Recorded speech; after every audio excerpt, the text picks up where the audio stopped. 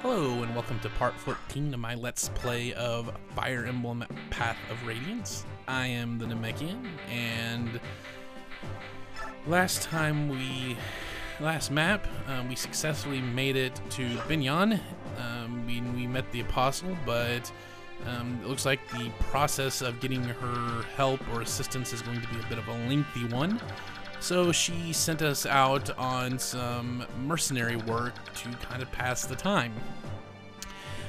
So this is the first map that we get to do in service of Binyan, and the difficult settings get ramped up a little bit again. This particular map is another one of those fog of war maps when on the harder difficulty settings. In addition, you've got some baggage to have to deal with and keep track of. So you got 2 levels of difficulty there, and then also in addition to the fog in the higher difficulty settings, you get a whole lot more in the way of number of troops, and feral beasts in which you basically have to fight are actually a bit more tougher. So it is a little bit of a challenging map. It's not a bad map. It's actually kind of a fun map to do. But you just kind of have to play things safe. Now, the way I handled the map was I split the group into 2 different sections. One that will go up in the middle, sort of, and one that will take the left side. The only thing that you have to kind of be aware of is you're going to want Marcia on this. Or you're going to want her on this map, and you're going to want to make sure that she's on the left, or she goes up on the left side.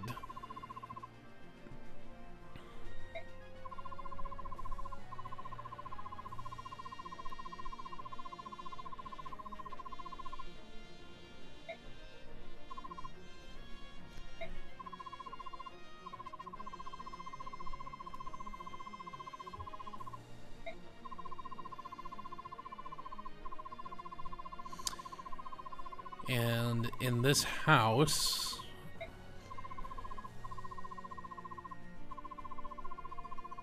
we get something of an interesting thing. And I'm pretty sure the dialogue just a little bit differently if you entered in as a male, but I think you still get the item. That spirit dust is actually kind of helpful.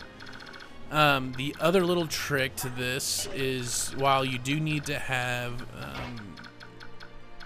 your Pegasus there, there are quite a few, and there's more on the higher difficulty settings, archers in this map, and she's very susceptible to archers. She can be taken down almost in one shot in most cases. So that's something to be very, very cautious with on the player side.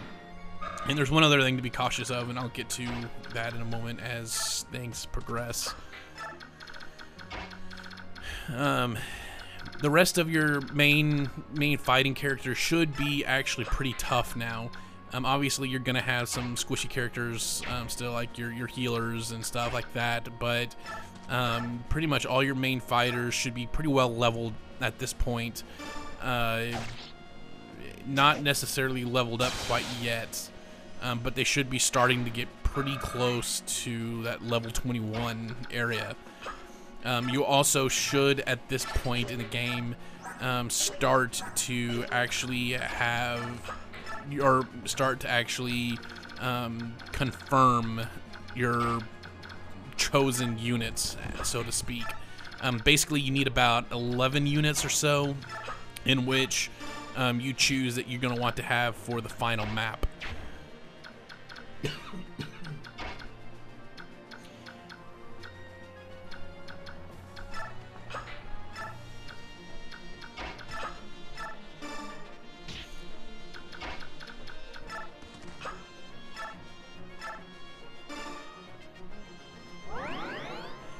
And I did bring along Volk in this. I think he's pretty much a useless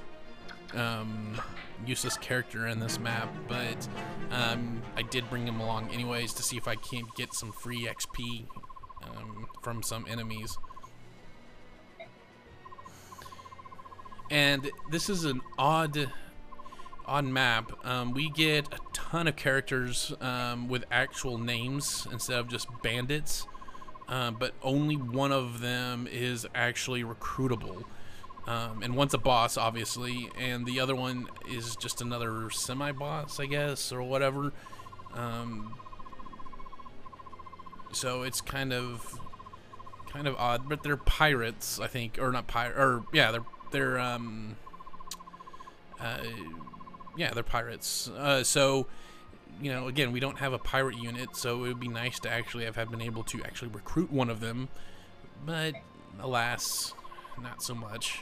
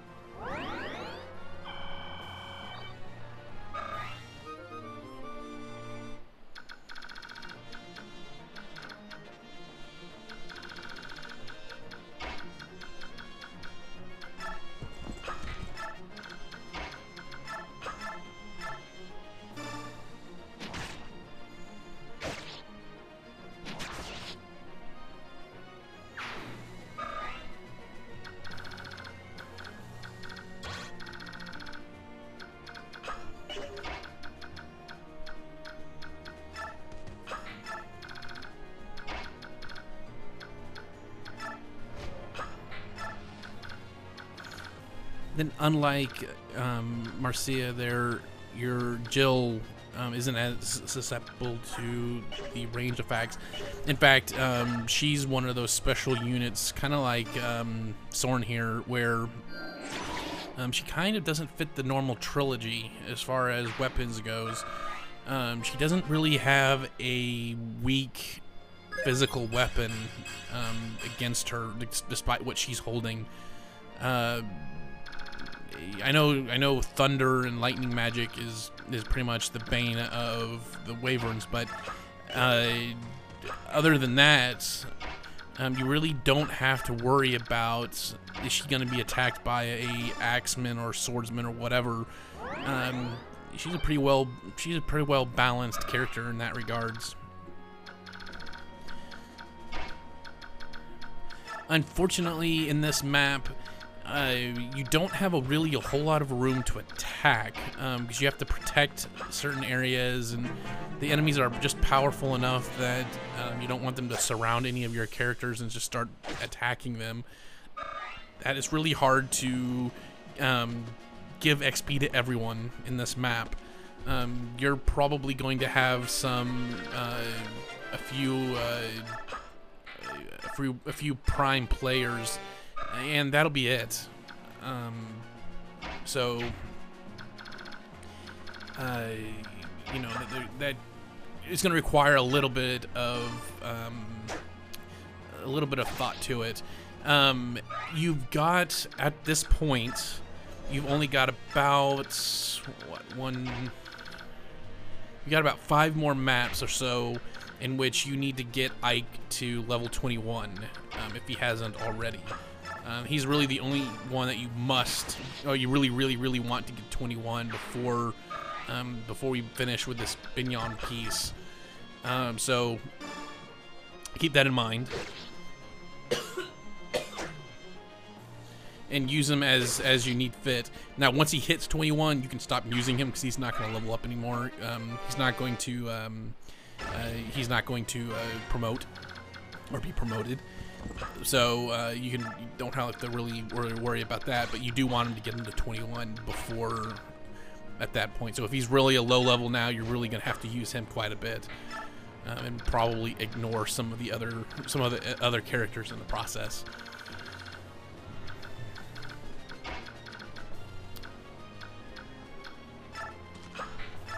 Also, Mist, if you haven't, you really want her to, be promoted, very, very, very much. So you want her to be promoted. So if you haven't been using her, or you don't want to dump the bench XP, then you're going to want to start using her more and more as a secondary healer whenever it's possible.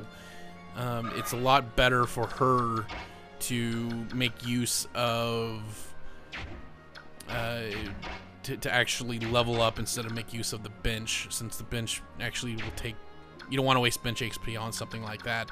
You do have items that you can force her to be promoted after she gets to level 10, but really, I mean, she's a healer and you can find purposes for her to actually gain levels legitimately. So especially on the harder difficulty settings, you may not want to waste the item on her.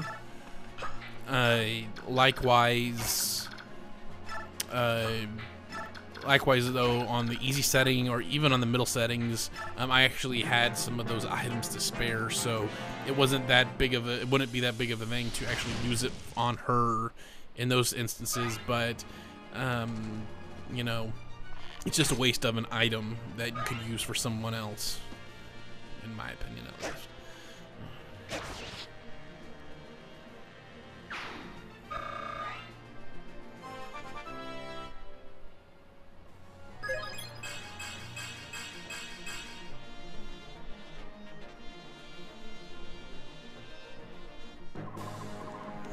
And here we have a follower, so you don't want to kill him. The problem is he actually will go and attack anyone, and he's very weak. Like in that instance, both Titania and Jill could probably kill him. So you kind of want to watch out for that. But if you do manage to keep him alive and you talk to him with Marcia, then he will be a recruitable member. Was Makalov, whatever. He's another one of those completely and utterly useless characters in the game. In theory, I've heard a lot of rumors that if you actually level him up legitimately, he is not an overall bad mounted unit. The problem is he starts off very weak, and it's very difficult without just giving him a bunch of bench XP to even make him a usable character on the field, that it's almost not worth it. It's not worth it to do. You're going to have plenty of mounted units that are better than him. You know, Titania, obviously. Oscar would be a better choice at this point. Even Karen, or whatever his name was, is a better option if you don't want Titania initially. So he's just a huge liability to have. So, you know, if you want everyone, then so be it. But if you're not really going after everyone, don't be too heartbroken if he dies before you recruit him, because you're not missing anything. If anything, he doesn't even come with a weapon that's really helpful. He does come with a jewel, a red gem or something like that you can sell for a decent amount of money, but that's it. That's his only real worth, and that's just another useless character. However, he is a good character in this particular instance to do the mindless chores.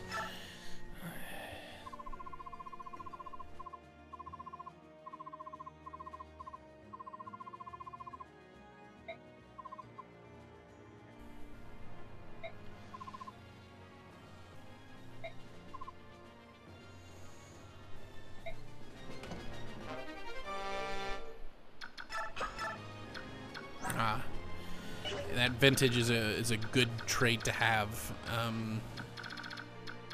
or vantage. Sorry, that's a good skill to have. So that's definitely a house that you're gonna want to get. You have a pretty fair amount of time before you have to worry about the characters actually coming and destroying the houses in this map. So you don't really have a big rush in that regards to have to worry about. I do believe some new enemies will pop up here pretty soon, but you know, you have plenty of time in the map to actually get there. So no real big worries there.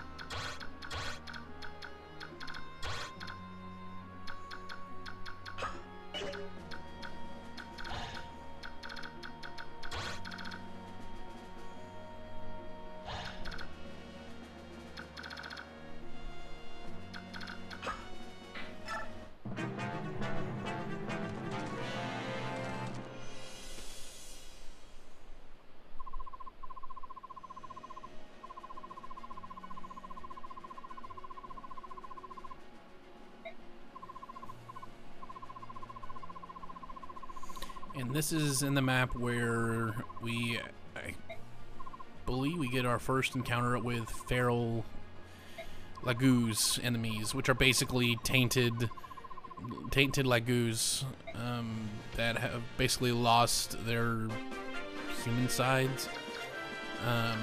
They're actually kind of pretty tough at this low of a level. They're very, very weak against light or fire. So that is one bit of an advantage, but they're pretty tough. I'm pretty sure that you know, they could tear through a good number of your units if you're not careful. So you kind of want to plan ahead for that. I don't think that I don't remember if the bosses come to you or not in this map.